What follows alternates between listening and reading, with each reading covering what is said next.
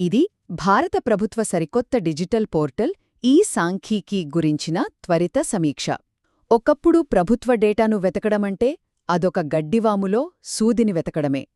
కాని ఇప్పుడు మోస్పీ అనబడే కేంద్ర గణాంకాల మంత్రిత్వ శాఖ తెచ్చిన ఈ కొత్త ప్లాట్ఫామ్ దేశ అధికారిక లెక్కలన్నింటినీ మనకు చిటికిలో ఒకే చోట అందిస్తోంది. సరే, ఇందులో మనం తెలుసుకోవాల్సిన ముఖ్యమైన విషయాలేంటో చూద్దాం. మొదటిది కేంద్రీకృత మరియు రియల్ టైమ్ డేటా. అంటే జనాభా, ఆర్థిక వృద్ధిలాంటి వివరాల కోసం మీరు వేర్వేరు వెబ్సైట్ల చుట్టూ తిరగాల్సిన పనే లేదు. ఇది అచ్చం మనకొక డేటా సూపర్ మార్కెట్ లాంటిది అనుకోండి. మీకు కావలసిన ప్రతిదీ అందమైన గ్రాఫులు, చార్ట్స్తో ఎప్పటికప్పుడు అప్డేట్ అవుతూ ఇక్కడే దొరుకుతుంది.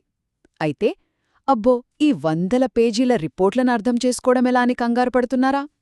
అక్కడే మనకు రెండవది ఏఐతో అనుసంధానమనే ఫీచర్ బాగా ఉపయోగపడుతోంది. ఈ పోర్టల్కు ఎంసీపీఏ అనే ఒక అడ్వాన్స్డ్ టెక్నాలజీని జతచేశారు.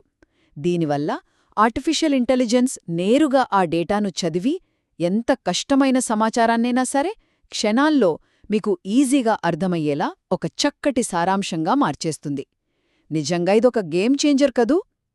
చివరిగా దీని అసలైన ఉపయోగాలేమిటంటే ఈ డేటా అంతా అందరికీ ఓపెన్గా ఉండటం వల్ల ప్రభుత్వ నిర్ణయాల్లో అద్భుతమైన పారదర్శకత వస్తుంది.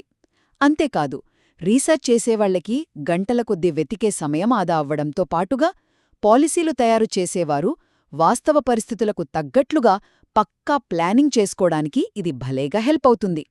సింపుల్గా చెప్పాలంటే అత్యంత సంక్లిష్టమైన ప్రభుత్వ గణాంకాలను అత్యాధునిక ఏఐ సాయంతో సామాన్యుడికి సైతం సులభంగా అర్థమయ్యేలా చేయడమే ఈ సాంఖ్యికీ సాధించిన అసలైన విజయం.